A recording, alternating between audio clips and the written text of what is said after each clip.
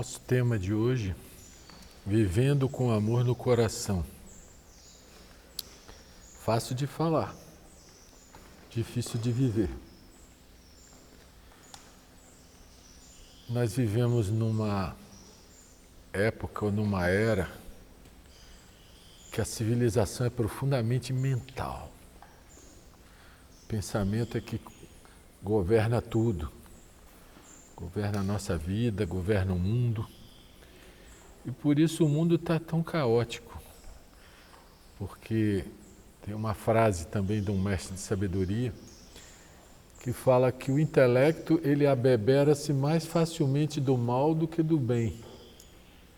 O que significa isso? O pensamento ele tem uma tendência egoísta. É natural nele, né?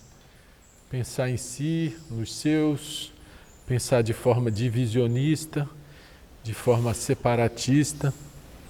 E ao agir assim, ele vai contra a lei maior do universo, que é a lei da unidade da vida, a unidade de todas as coisas.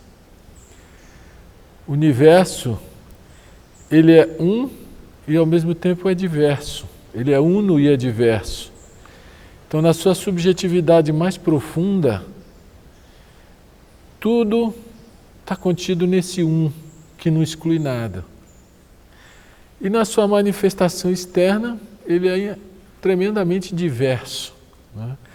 Então, assim como nós temos uma subjetividade e uma vida externa, a natureza e o universo também têm uma subjetividade e uma expressão externa, né? E a unidade da vida é a lei das leis. Mas que o nosso pensamento ele tende a ferir essa lei quando nós nos colocamos em primeiro lugar. E é isso que normalmente ele faz. A questão do coração sempre tem o lado romântico, né? Todas as músicas falam no coração, que o amor é do coração, que a paixão é do coração. E de alguma forma, na cultura, existe essa oposição entre o coração e a mente. O coração é emocional, a mente é racional. É assim que se vê, é assim que as pessoas pensam a respeito, né? E tem gente que acha que não tem nada no coração, que o coração é uma válvula, que está tudo aqui. Mas até a própria ciência mostra que as células do coração são diferentes, elas têm uma pegada diferente. E se você for olhar o início da vida, se você olhar num ultrassom, um embrião humano ou animal, logo que começa a gestação, a primeira coisa que começa é um pulsar naquela região onde será formado o coração. E a partir desse pulsar, todo o organismo é formado, seja de um humano ou de um animal, né? Então, dá uma dica para nós que a fonte da vida está no coração, que a criação do ser vem dali. Outras experiências mostram em cirurgias cardíacas, quando o coração é retirado para algum reparo, né, ainda vivo, que se você coloca um coração do lado de outro, os dois começam a pulsar juntos. É uma coisa incrível isso, né? As células do coração, elas se afinam e começam a pulsar juntos. É um negócio quase que mágico. Então, não é mero romantismo falar do coração. Até do ponto de vista clarividente, os chamados chakras, né? O chakra cardíaco, está bem nessa região dos corações. Mas o que interessa para nós aqui é o seguinte: qual é a diferença entre um buraco negro e uma estrela? Uma estrela e um buraco negro. A estrela, ela irradia. O buraco negro chupa, puxa, consome, né? Nós, seres humanos, nos diferenciamos dos animais pela nossa capacidade de pensar, de sentir também, e por essa coisa de existir essa dualidade entre o bem e o mal, e o certo e o errado, que na consciência animal não existe. O animal ele segue só os instintos. A nossa fisiologia, nosso corpo, ele tem as nossas funções fisiológicas são muito parecidas com as dos animais evoluídos. Mas o que nos difere é essa capacidade de discernimento, basicamente um cérebro privilegiado. E aqui já fugindo um pouco do Krishnamurti, até porque o Krishnamurti fala que a gente não tem que seguir ele, né? A gente tem que copiar ele, não tem que rezar na cartilha dele, né? O Krishnamurti raramente fala em reencarnação. Ele até critica, porque ele diz que se a gente acreditasse em reencarnação, a gente viveria de forma totalmente diferente, né? Não é que ele negue a reencarnação. Tem até uma ocasião que perguntaram para ele dizer sim ou não, se existe ou não existe reencarnação, sim ou não. Aí ele respondeu assim: para mim é um fato, mas não é a verdade. Aí você fica assim, como que pode ser um fato e não ser a verdade? Aí eu vou dizer como que eu entendo a resposta dele, né? Para mim é um fato, ou seja, para mim existe. Mas a verdade cada um tem que ver por si, você tem que descobrir essa verdade. O fato de eu dizer se existe não torna isso verdadeiro, você tem que descobrir por você. E realmente, se a gente olhar numa ótica estritamente pessoal, esse ego que é construído em cada vida, esse feixe de identidades, nome, endereço, profissão, gostos, aversões, esse software que é cada um de nós, ele não vai reencarnar. Obviamente que não, isso tudo vai ser desmanchado, né? Mas se existe alguma coisa que permeia tudo isso, alguma coisa que não é eu, né? A chamada dimensão do não eu, talvez essa essência maior, ou essa gota divina, vamos dizer assim, ela vai mergulhar de novo para novas experiências. E aí, se isso é verdade, em cada mergulho existe o criar e o destruir de um eu, que é esse feixe de identificações, né? Então, esse eu, ele se afirma como separado da unidade do todo, sentimento que os animais não têm. Eles têm lá, um come o outro, tem lá as suas disputas, mas eles não têm uma sensação de separação que o ser humano tem, né? Então, essa mente humana que é construída, que é a fonte da separatividade, que a Helena Blavatsky chama de assassina do real, né?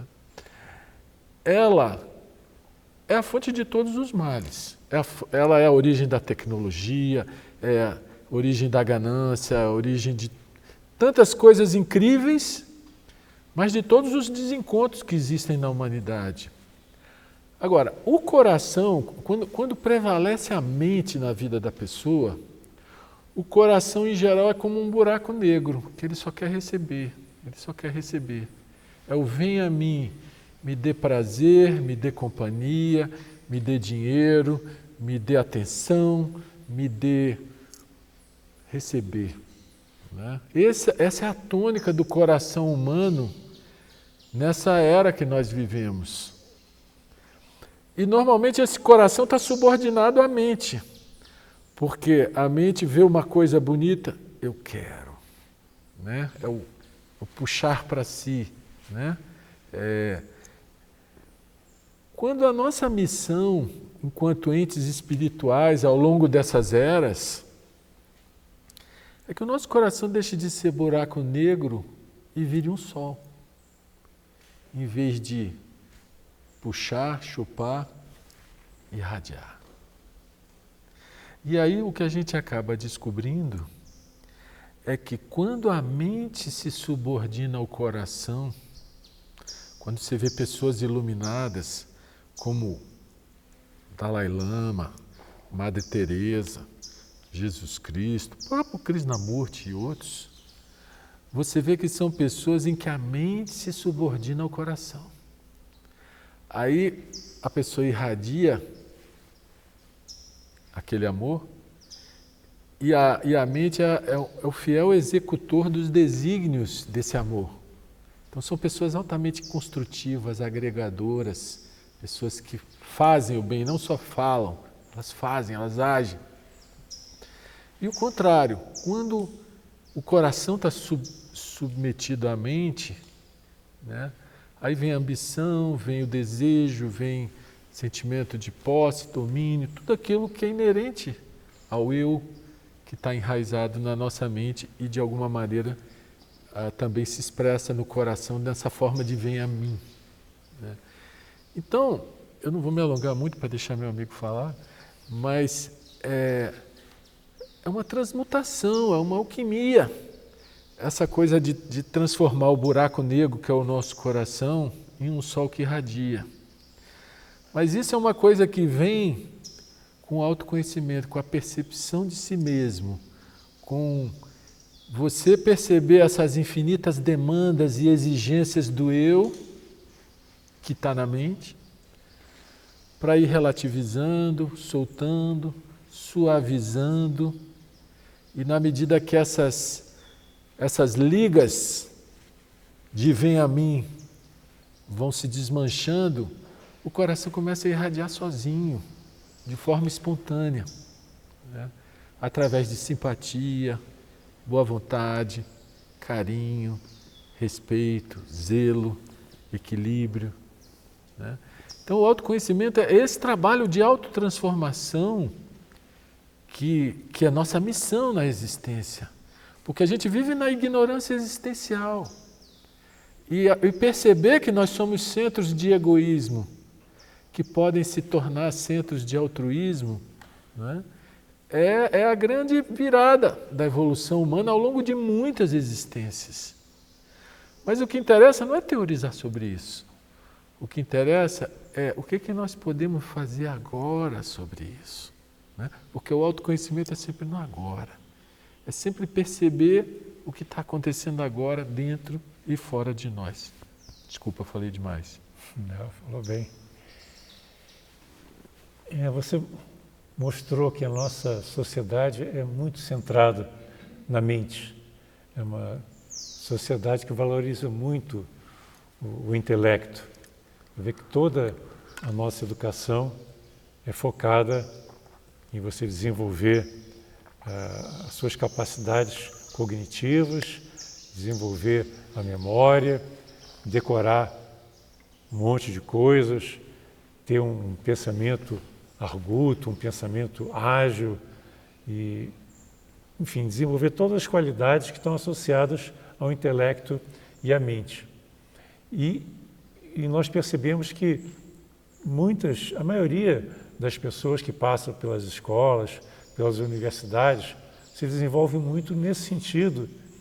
E há uma carência do que hoje está começando a ser valorizado, que é a educação emocional, que tem a ver com o coração. É como se o coração tivesse um papel menor, papel de menor importância na nossa vida. O que é importante é ser, né, perspicaz, ter capacidade de pensar rápido, ter resposta para tudo e ter conhecimento acumulado. Isso é que é valorizado hoje no mundo dos negócios e também na vida em geral da nossa sociedade. Mas, felizmente, está havendo uma virada nessa postura que nós observamos na nossa sociedade, né? Porque as pessoas com uma educação muito intelectual, muito mental, estão tornando o mundo muito mais rígido, né? Muito mais fragmentado E vocês veem a quantidade de agressões que existem no mundo, de violência, de pessoas que não se entendem, nações que não se entendem. Por quê? Porque cada um está vendo só o seu interesse, está usando o seu conhecimento para benefício próprio, e isso acontece no nível do indivíduo, no nível de grupos, cada um quer defender o interesse do seu grupo, da sua religião, do seu bairro, do seu time de futebol, e também no nível nacional, as nações querendo só, assim, se preocupando aquilo que é o seu interesse e o resto não importa muito. Você vê, um exemplo extremo foi o Trump, né? America first, né? América em primeiro lugar, o resto é o resto. Então, isso é uma projeção do ego egoísta, é uma projeção do ego intelectual que não percebeu que existe uma profunda dependência entre nós e o mundo. E mais que isso, nós somos o mundo. Krishnamurti tem essa frase que ele frequentemente utilizava, mostrando que não há separação entre nós e o mundo. Essa fragmentação do observador e da coisa observada, eu e você, eu e a natureza lá fora, é totalmente criada pela mente, não é real. O que existe é a vida una.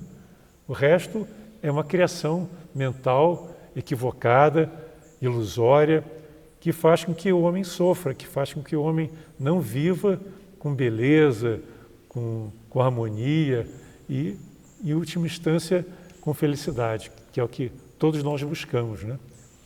Mas como é que é possível ser feliz num mundo fragmentado, num mundo onde cada um está interessado só em impor a sua vontade, impor as suas ideias e os seus interesses, buscar os seus interesses, né? Nós chegamos a uma encruzilhada hoje que ou nós mudamos a nossa visão de mundo, mudamos o nosso paradigma, daquele paradigma separatista, egoísta, ou nós estamos caminhando para a sexta extinção. Já existe muita gente falando que a extinção é inevitável, porque vai ser muito difícil mudar a cabeça e o coração também das pessoas. Mas nós temos que perceber que é possível essa mudança. Eu, sinceramente, acredito que um novo paradigma está emergindo, esse paradigma da unidade, da colaboração em vez da competição, o paradigma da colaboração em vez de cada um por si, porque essa é a lei da natureza. Quando você olha para uma floresta, se a pessoa olhar a floresta do ponto de vista puramente intelectual, ela não consegue perceber a colaboração numa floresta. Mas se você olha com os olhos do coração, você vê que está tudo integrado. E até a ciência hoje está demonstrando que as árvores e os arbustos, eles se comunicam através das raízes, se comunicam através das essências que são exaladas, né? Os perfumes que às vezes são imperceptíveis para nós, que são exalados pelas plantas. Então, existe uma troca de informações, uma comunicação que permite que tudo opere de uma forma harmônica e integrada. Você vê, às vezes, uma árvore frondosa cai, porque já está velha, né? Aí, na hora que ela cai, com aquela barulheira toda, né? Ela abre uma clareira. E aí, novas plantas que estavam ali aguardando a sua vez, têm acesso ao sol, têm espaço para crescer, e tudo vai se desenvolvendo dentro desse equilíbrio, dessa integração, onde, né, a morte e vida são coisas naturais e uma sucede à outra de forma equilibrada. Ou seja, a natureza é sábia.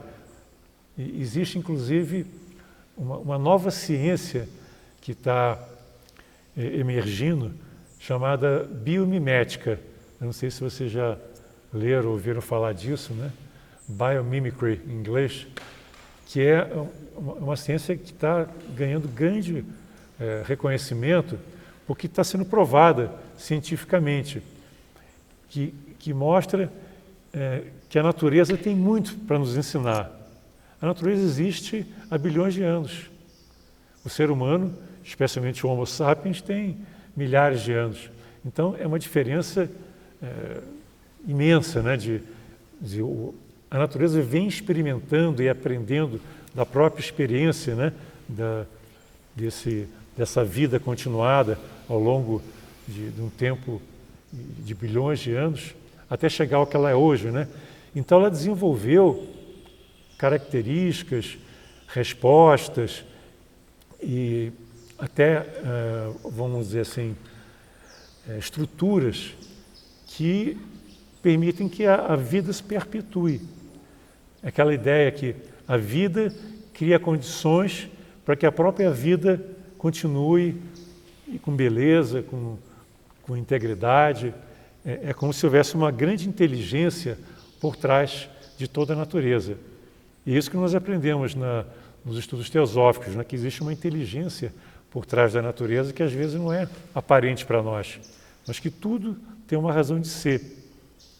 Então, a biomimética reconhece que a natureza é sábia e começa a olhar a natureza com atenção e aprender as lições que a natureza traz. Em várias áreas, por exemplo, na área de aerodinâmica, né?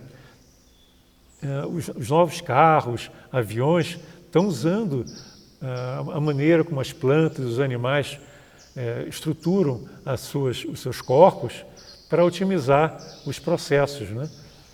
O tipo de pele dos animais é um objeto de estudo. A pele do golfinho, né? É algo que está sendo usado agora na natação para acelerar ainda mais o nado, deslizar mais na água. Tem um exemplo interessante que tem um molusco, não me lembro que parte do mundo, que ele vive num local em que as marés são muito violentas, com muita correnteza. Então ele tem que se segurar na pedra com muita força para não ser arrastado pela correnteza das marés. Então ele desenvolveu, ao longo de milhares de anos, né, essa capacidade de grudar realmente com muita firmeza na pedra. E aí os cientistas começaram a pesquisar como é que esse molusco consegue grudar tão firmemente na pedra. E aí perceberam o tipo de cola que ele produz, que é melhor que todas as colas que o homem já produziu. E estão aprendendo a reproduzir aquele tipo de material que é produzido naturalmente por esse molusco. Então, esse é apenas um dos milhares de exemplos aí. Tem vários livros agora sobre esse assunto, né? Que nós estamos olhando a natureza e reconhecendo a natureza como sendo uma fonte de sabedoria, uma fonte de conhecimento para nós próprios. Mas se nós elevarmos isso além do nível puramente utilitário, nós percebemos que a natureza também tem uma mensagem para nós que só pode ser percebida pelo coração. Isso que talvez seja a maior lição que a natureza tem para nos oferecer, que é essa maravilhosa integração. Existe hoje uma série também de estudos de que o contato, isso é comprovado cientificamente também, que o contato com a natureza faz bem para a saúde. Já tem muitos médicos em diversas partes do mundo, né, especialmente no Japão, receitando o que eles chamam de banho de natureza. As pessoas que vivem na cidade se afastaram tanto da natureza que perderam o contato com aquelas essências que são exaladas pela floresta, que quando inspiradas fazem muito bem. E eu diria que não é só essas essências que são inspiradas, mas é a vibração da natureza, é o contato com toda aquela aura que existe junto dos animais, dos insetos, das plantas, né? Aquela beleza toda, tudo aquilo combinado gera um bem-estar que é indescritível. E os estudos mostram que a pessoa que passou por um banho de floresta, ela permanece num estado de consciência mais elevado e mais saudável durante vários dias. Então, hoje se receita, você está meio deprimido, você está sem energia, vai tomar um banho de floresta. Isso já era uma coisa inconsciente, né? Às vezes dizia, pô, estou precisando de uma cachoeira, estou precisando fazer uma trilha. Mas, e é verdade, você precisava mesmo, porque o seu corpo estava pedindo que você tivesse esse contato com a natureza que é tão precioso. Agora, isso é percebido com o coração. Se você intelectualizar, não dá para você sentir o quanto a natureza é importante para nós. Porque nós somos natureza. Na hora que nós temos um contato mais profundo com a natureza, nós temos uma oportunidade preciosa de esquecermos um pouco de nós. Quando nós estamos diante desse ambiente natural, há uma tendência de nós entrarmos numa outra dimensão vivencial que é diferente daquela mente mecânica que está sempre maquinando no meio dos grandes prédios e das ruas asfaltadas da cidade. Ali você sente a vida pulsando de uma maneira muito mais intensa. E isso faz bem para nós, porque, como o Marcos falou, nós pulsamos junto com essa vida. Porque nós somos natureza, nós somos o mundo.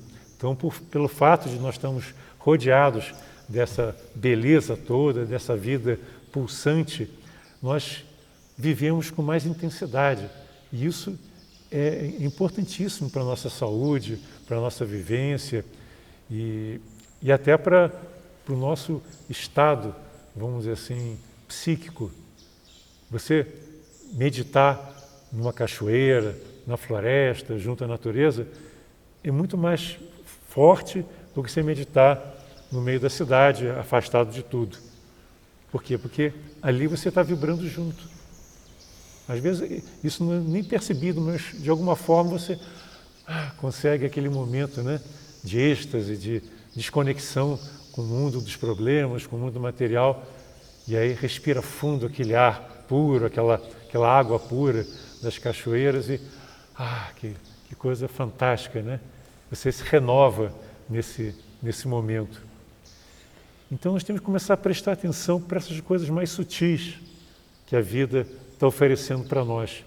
Entender que a vida não é só o intelecto. Nós fomos educados para valorizar o intelecto, mas é no coração que está o centro verdadeiro do nosso ser. Nós temos que aprender a olhar para o nosso coração e perceber o poder que existe no coração, que no fundo é o poder do amor. Você vê que quando você fala em amor, geralmente você bota a imagem do coração. Não é por acaso, né, que o símbolo do amor é o coração, o coração vermelhinho, né, que você vê muito nas redes sociais, inclusive, né, eu te amo, você bota um coraçãozinho, né, porque o amor é algo que não vem do intelecto, ele vem do coração. Então, você viver com amor no coração é você orientar a sua vida muito mais por essa região aqui, né, do chakra coronário, do coração, essa região que vibra em uníssono com todas as coisas, que vai permitir que a sua vida seja mais bela.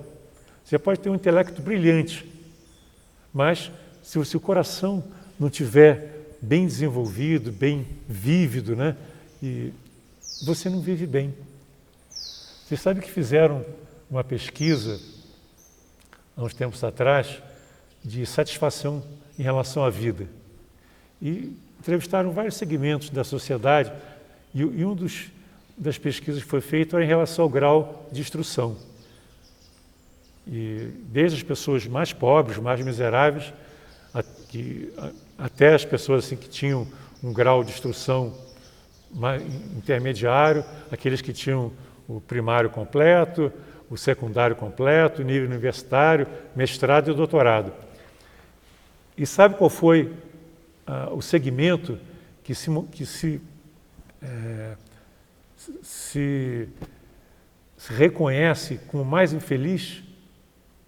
Os doutores, os PhDs. Eles que se acham mais infelizes, menos contentes com a sua vida.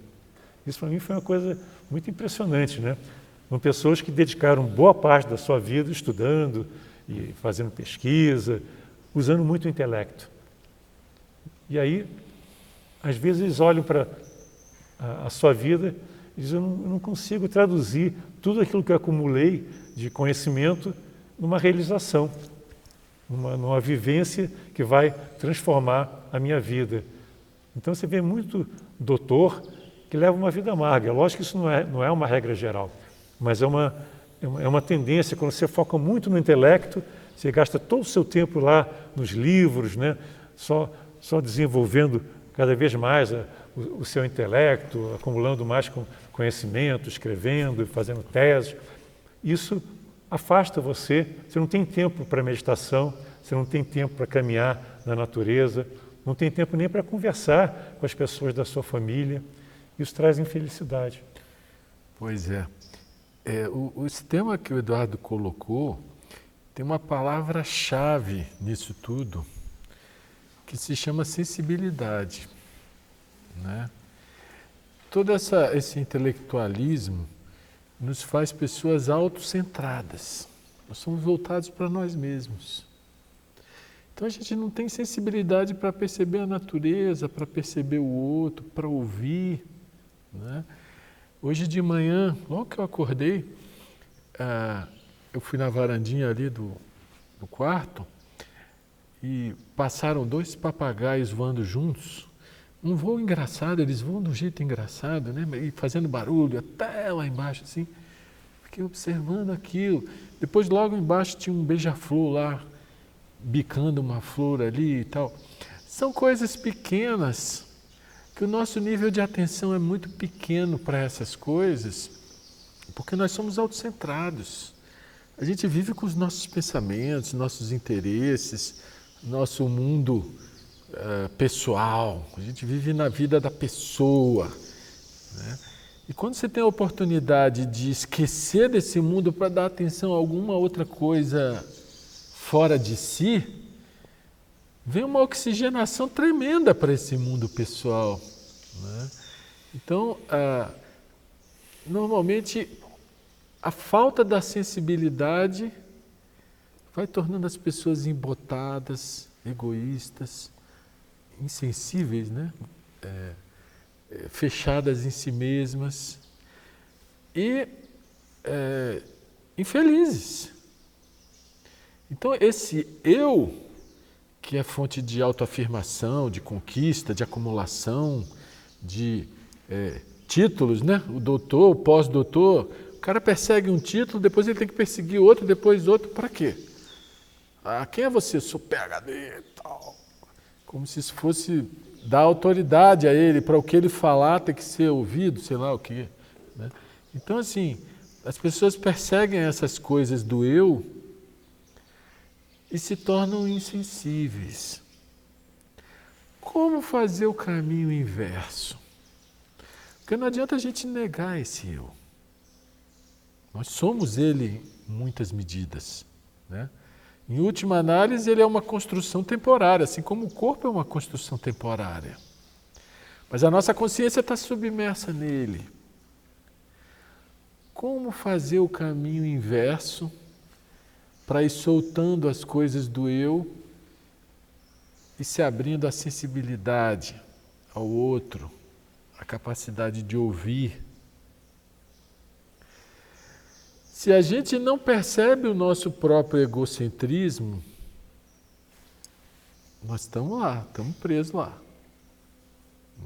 Então a gente volta ao ensinamento que eu acho que é a chave que o Krishnamurti dá, a tal da observação. Observar como a minha mente gira em torno de mim, do que eu vou fazer, do que eu vou comprar, do que eu quero. A mente está sempre tecendo essa teia egocêntrica, né? E aí, quando a gente tem a oportunidade de sair da nossa casa e vir para um lugar como esse, metade dos nossos problemas ficaram lá. Ou seja, já ajuda nessa oxigenação pessoal, né? Você está num ambiente em que a energia do ambiente te ajuda a sair dessa consciência egocêntrica, né? Mas se você não perceber a necessidade esse banho de natureza, desse olhar sem julgar, né? Desse abrir-se. A verdade é isso, é abrir-se. Porque a nossa consciência ela é muito sofisticada, ela tem muitos níveis, ela tem densidades pesadas e uma abertura para o infinito que normalmente fica bloqueada por esse centro de interesses que é a nossa consciência mental ordinária. Né? Então, abrir-se para o infinito significa esquecer-se de si mesmo, não esquecer ao ponto de ter amnésia ou de ser demente, mas esquecer no sentido de se esvaziar de si mesmo, né? Até para, ao voltar para as atividades normais, voltar com energia, voltar com interesse, voltar com lucidez, voltar com clareza, porque uma coisa não exclui a outra. Né? É lógico que isso que o Eduardo falou, que a natureza tem esse poder de nos trazer vitalidade. Né? A vida urbana ela vai te desvitalizando. Aí você vem para a natureza te devolve uma vitalidade. Mas isso depende também da sua atitude. Porque se você vai para a natureza embotado, você fica entediado. Né? Eu tenho um sítio aqui perto que também é um silêncio, uma paz. Eu me lembro de uma hóspede que vinha do sul, que ela lá onde ela morava numa esquina movimentada, que tinha um sinal, e ela dormia com barulho de freada e buzina a noite inteira. Né? E ela gostava, se acostumou com aquilo. Né? E eu lembro que ela vinha no meu sítio, ela sentia um tédio tremendo, né? Porque a pessoa se condiciona até nas coisas ruins. Né? Aí eu brincava, eu vou gravar uma fita aqui só de buzina e freada do carro, você vai dormir bem pra caramba. Né? Então é a nossa atitude que vai permitir uma abertura e um intercâmbio com a natureza e com o outro. Não é só a natureza das plantas, do mundo natural, a natureza das pessoas. Nós normalmente não ouvimos as pessoas porque nós somos autocentrados. Então você esquecer de si para ouvir o outro, isso é sensibilidade, isso é focar no coração, é abrir-se, sair do emaranhado mental e permitir que a energia flua através do coração. Então, viver com amor no coração não é sentimentalismo, não é romantismo, não é emocionalismo, né? É um estado em que a pessoa percebeu as limitações do pensamento e conseguiu deixar ele um pouco fora de cena. É um estado acima, não é abaixo do pensamento. Não é um estado que não é lúcido, pelo contrário, é mais lúcido do que o próprio pensamento. Nesse silêncio interno, nesse vazio que ouve por inteiro, que dá atenção total ao que quer que esteja vivendo fora e dentro de si. Né? Então, isso aí, volto a dizer, o trabalho do autoconhecimento é esse virar-se ao avesso. Para você dar o pulo do gato e viver numa dimensão que é mais sutil do que o pensamento. Mas isso requer percepção de tudo, todo o lixo que o pensamento vai acumulando, todas as barreiras que ele cria, todos os preconceitos, as exigências, né? A questão do orgulho. Né? Tem tanta coisa que se acumula nesse território e que fica ali bloqueando. Né? Mas uma mente que tenta observar com isenção, com muita humildade, para ver o orgulho como forma de defesa, largar, né? Ver essas ansiedades todas como um vazio que quer ser preenchido por baixo e não por cima. E ver que nenhuma coisa externa vai satisfazer plenamente. Tudo isso é um trabalho que você vai fazendo consigo mesmo para que o coração passe a ser a coisa mais importante da sua vida. Repito, não como emocionalismo, sentimentalismo, romantismo, mas como uma dimensão de consciência em que o pensamento se subordina a essa sensibilidade. Diferente da situação preponderante no mundo hoje, que a sensibilidade é sufocada pelo pensamento. Você vê que como as pessoas estão buscando desenvolver essa sensibilidade que é tão importante. O Krishnamurti, nas escolas que ele fundou, e ele frequentava, assim, regularmente ele visitava as escolas que foram fundadas sob a orientação dele, né? E uma das coisas que ele enfatizava mais nas conversas que ele tinha com os professores era a importância do desenvolvimento da sensibilidade. Essa sensibilidade que foi embotada através do processo educacional convencional, em que aquela ideia que criança não tem gosto, criança não tem vontade. Isso é uma coisa muito recente. Eu lembro que, né, na época dos meus pais e meus avós, era muito comum isso. Não, criança não tem opinião, não tem gosto, não tem vontade, tem que se enquadrar na maneira de ser correta. E isso aí, a criança tem muita sensibilidade, né? A criança pequena, ela tem criatividade, tem sensibilidade, mas a educação, até hoje, sempre procurou enquadrar a criança, né? E isso, se a criança fala uma coisa assim, que besteira, se a criança fala que viu um anjo, por exemplo, ou viu uma fada, isso aí não existe, né? Então, a visão de mundo da criança é cerceada, a criatividade é cerceada e cada vez mais ela vai se enquadrando, e quando ela chega na escola isso aí se torna ainda mais forte, né? Então, nós precisamos resgatar essa sensibilidade que foi, de alguma forma, mutilada das pessoas, né? Tanto em nós como nas crianças, né? Nós temos, assim, agora trabalhado muito numa nova educação que pode ser chamada de educação holística. Eu vi, inclusive, uma discussão que teve entre pessoas ligadas às escolas do Krishnamurti. Como é que se denomina uma escola do Krishnamurti? Qual é o tipo de designação, além de escola do Krishnamurti, né? E eles chegaram à conclusão que, embora não seja perfeita, talvez a palavra melhor seja educação holística, porque holística vem de holos, todo, né? Uma educação que vê o todo e não apenas as partes, né?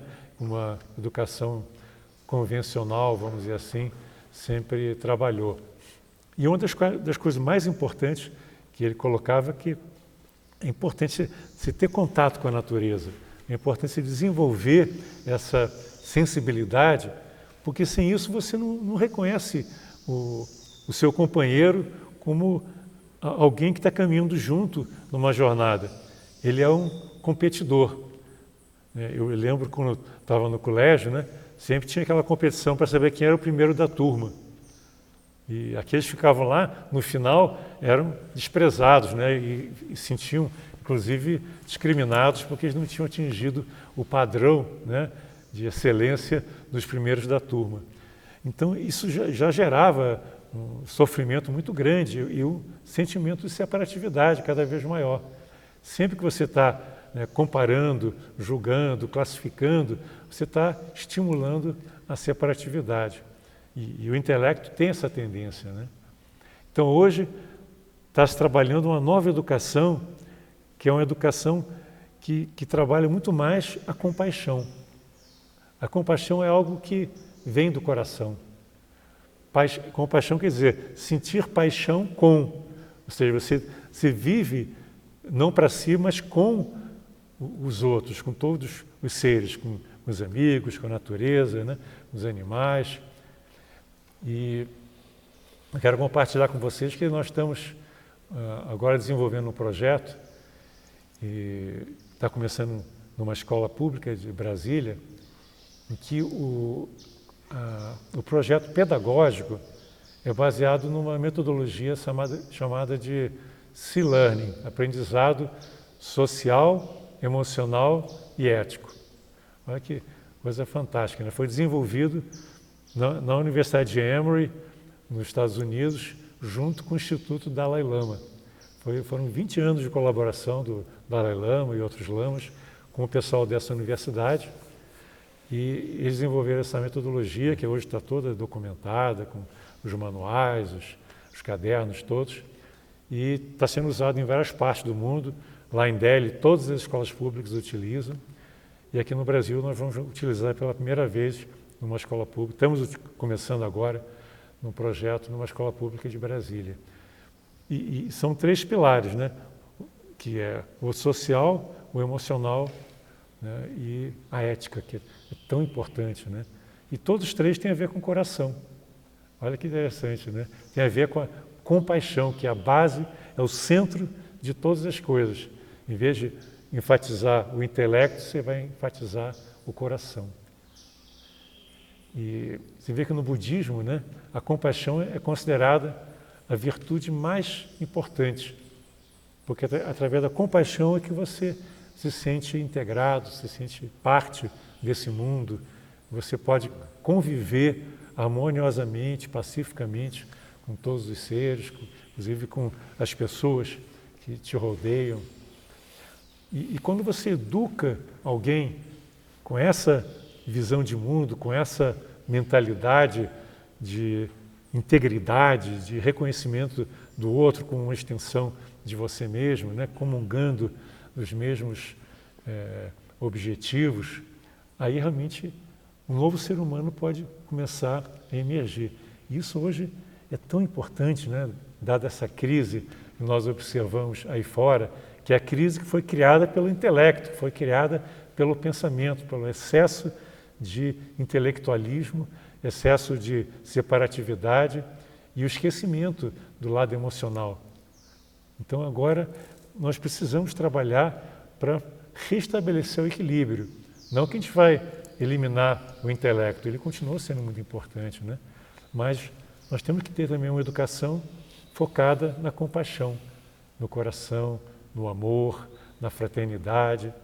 Você vê que a sociedade teosófica, que já tem aí 140 e poucos anos, 146 né? anos. 146 anos, ela foi fundada para desenvolver núcleos da fraternidade universal. Quer dizer, isso é um reconhecimento que a fraternidade é algo fundamental na existência. E nós dizemos, inclusive, que a fraternidade não é um objetivo a ser alcançado. Eu não vou desenvolver a fraternidade. A fraternidade, ela é a realidade.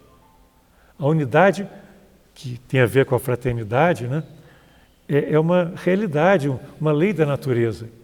Então, o que nós temos que fazer é perceber a fraternidade como sendo intrínseca à vida e permitir que ela se expresse através dos nossos núcleos. E esse é o trabalho da Sociedade Teosófica, né? De criar núcleos onde a fraternidade é vivenciada e onde os estudos estão subordinados ao coração. A compaixão é mais importante do que o intelecto. Embora o intelecto também tenha que ser utilizado, a gente não pode nunca desprezar o intelecto. E eu queria trazer uma historinha aqui que eu achei muito interessante. Eu estava lendo um livro do Krishnamurti chamado de Comentários sobre o Viver. E nesse livro ele conta várias experiências dele, né, inclusive experiências com pessoas. E teve um sujeito que veio até ele e disse: olha, eu tive uma experiência muito profunda, mas eu acho que eu não consegui contar para ninguém essa experiência que eu tive, porque as pessoas não compreenderiam, mas eu acho que você vai compreender, então eu estou trazendo para você. E aí ele contou que um dia ele acordou de madrugada, quando estava começando a clarear, e ele sentiu que alguma coisa diferente tinha acontecido com ele. E aí ele se vestiu, ele sentiu aquela necessidade de sair de casa, ele trocou de roupa rapidinho, desceu e saiu pela rua, ele morava na cidade, né? saiu e quando ele chegou na rua, ele percebeu que alguma coisa muito diferente estava acontecendo. Ele olhava até para o tijolo dos prédios e via beleza naquele tijolo. Ele começava a olhar as árvores e via que aquelas árvores tinham uma intensidade, uma vibração totalmente diferente. E aí ele foi caminhando, ele passou por uma florista e aí o vidro estava meio embaçado por causa da umidade. E ele olhou para dentro, ele viu aquelas flores todas, né? E ele sentiu assim um grande enlevo pelo fato de estar próximo daquelas flores, né? E ele continuou andando até o parque e quando ele chegou no parque ele ficou arrebatado com a beleza daquele parque. Ele já tinha visitado inúmeras vezes, né? Incontáveis vezes, e era um parque para ele comum como qualquer outro. Mas ele ficou tão extasiado com tudo que ele estava vendo, né? Com as tonalidades das folhas, a vida dos pássaros cantando, das flores e tudo mais, que ele ficou tão arrebatado que ele desmaiou até de tanta intensidade que foi a experiência. E depois ele acordou e ele mal conseguia caminhar de tão tocado que ele tinha sido por aquela experiência tão profunda, né? De êxtase, de bem-aventurança. E aí ele conseguiu aos poucos, devagarzinho, voltou para casa e durante 2, 3 dias ele ainda sentia aquela vibração muito forte dentro dele. Depois foi esmaecendo e desapareceu. E aí ele começou a perseguir essa experiência, que foi tão bela, tão profunda, né? E ela nunca voltou mais. E ele ficou muito frustrado de não conseguir reproduzir nunca mais essa experiência. E aí por isso que ele chegou para o Krishnamurti e disse: Krishnamurti, como é que eu faço para poder resgatar novamente essa consciência desse momento fantástico de transcendência, de êxtase que eu tive naquele momento? Aí o Krishnamurti fala uma coisa assim muito direta. Aquela experiência deve ter sido uma experiência muito linda para você, só que ela acabou. Tudo na vida, né, qualquer experiência ela termina.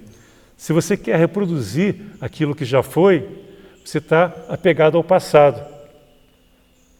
Você nunca vai reproduzir uma coisa que já foi, que é apenas uma memória muito agradável, muito intensa do que já foi. E isso, pelo fato de você estar apegado àquela experiência, você não se abre para o novo. Você não deixa que novas experiências cheguem até você, porque você quer reproduzir aquilo que já foi. Você acha que aquilo que é a verdade, aquilo que é o sublime, aquilo que é o arrebatador, e aí você acha que a vida não tem mais sentido.